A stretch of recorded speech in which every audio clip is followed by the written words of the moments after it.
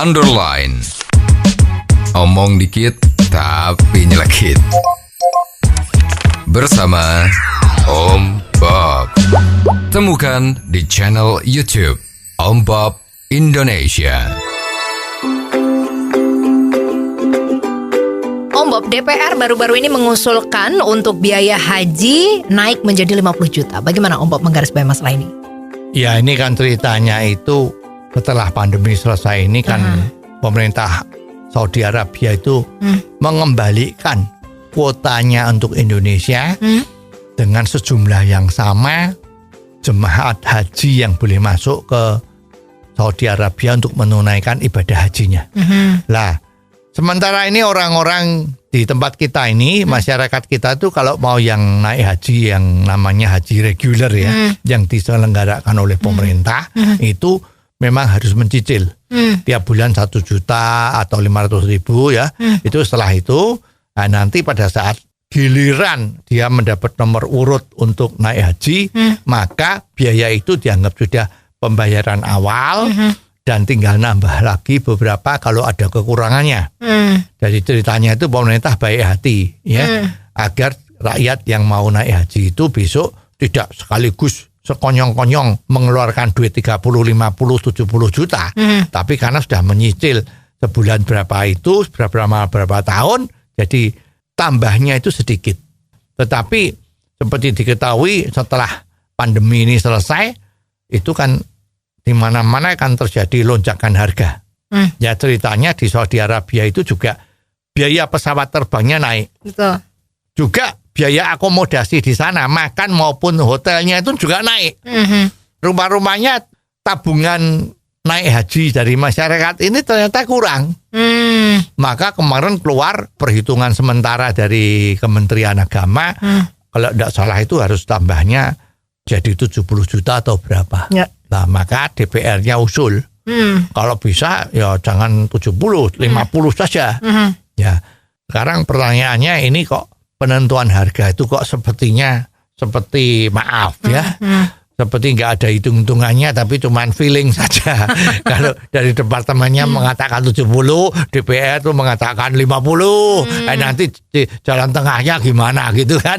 Ya, jadi masyarakat juga teriak-teriak. Waduh, kok sedemikian mahalnya, gitu kan? Nah, terus juga ada yang mengutarakan bahwa uang dari selama ini dari calon haji yang antri, yang mencicil itu kan duitnya banyak. Kalau nggak salah tuh ada ratusan triliun ya, kurang lebih ya. Itu kemana?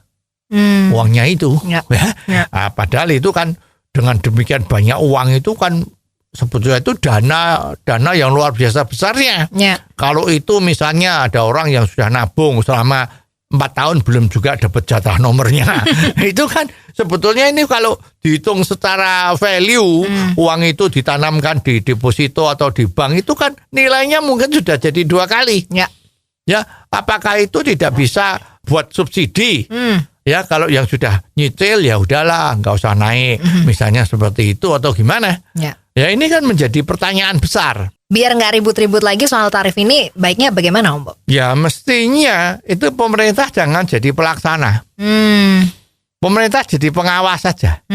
Agar supaya proses rukun Islam kelima ini itu bisa jalan lancar, tidak terjadi yang memberatkan atau penyelewengan yang tidak lancar. Ya. Pemerintah berfungsi sebagai supervisor ngawasin.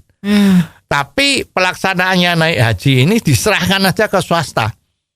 Jadi di sini terjadi persaingan sehat. Siapa yang melayani baik, maka calon jemaah haji itu akan memilih perusahaan tadi itu untuk melayani mereka naik haji. Tapi kalau sekarang tidak ada pilihan. Naik haji reguler yang menangani pemerintah. Nah, pemerintah karena nggak ada saingan, maaf kalau pedagang itu kan karena nggak ada musuhnya, tidak ada saingnya kan harganya bisa dipermainkan seenaknya sendiri. Ya. Jadi mestinya dibebaskan saja seperti umroh. Ya. Umroh ini kan sekarang relatif banyak sekali yang mengadakan sehingga tarifnya bersaing. Yang satu 20 juta, yang satu 19 juta, fasilitasnya hotelnya gimana macam-macam sehingga konsumen calon haji atau calon umroh itu bisa memilih Pemerintah hanya mengawasi. Hei, lu bener gak kerjanya? Kalau sudah setuju berangkat, jangan sampai di airport tiba-tiba dibatalkan. Misalnya visanya nggak keluar. Barang itu kan bikin susah. Ya. Ya, jadi sebetulnya fungsinya pemerintah itu jadi pengawas saja. Jangan terlibat. Ya kalau terlibat juga banyak orang yang tanda tanya. Ya. Loh, kenapa uangnya sudah demikian lama kok masih diharuskan bayar lagi tambahannya cukup besar macam-macam. Nah ini kan malah menimbulkan masalah. Ya. Ya, jadi paling bagus ya karena sekarang di Indonesia itu sudah banyak sekali travel agent yang mumpuni dan punya pengalaman dan bonafit. Buka saja ya pasti ini jangan dibuka terus sembarangan orang jadi biru perjalanan naik haji. Ya nggak bisa. Ya mungkin harus dibatasi katakanlah 20 atau 30. Ya. Dia harus diseleksi dengan baik. Ya dengan seleksi yang baik ini artinya pemerintah juga bisa dapat pajak dari penyelenggaraan haji ini. Jadi semuanya transparan. Ya. Tapi kalau sekarang monopoli hanya Departemen Agama saja, akan jadi seperti ini. Ya. Harga bisa seenaknya sendiri ditentukan sehingga konsumennya tidak bisa apa-apa, tidak punya pilihan yang lain. Ya, jadi mestinya tanpa mengurangi arti itikat baik dari pemerintah sekarang ini, mestinya kalau ini bisa dibuka untuk perusahaan-perusahaan travel yang menyelenggarakan haji itu lebih banyak, mestinya masyarakat juga diuntungkan. Oh, jadi begitu ya Om Bob. Jelas deh sekarang. Terima kasih Om Bob untuk waktunya. Sampai ketemu lagi di waktu yang akan datang. Underline. Omong dikit tapi nyelekit. Bersama Om Bob. Jika Anda suka dengan channel ini, jangan lupa subscribe, like, dan komen.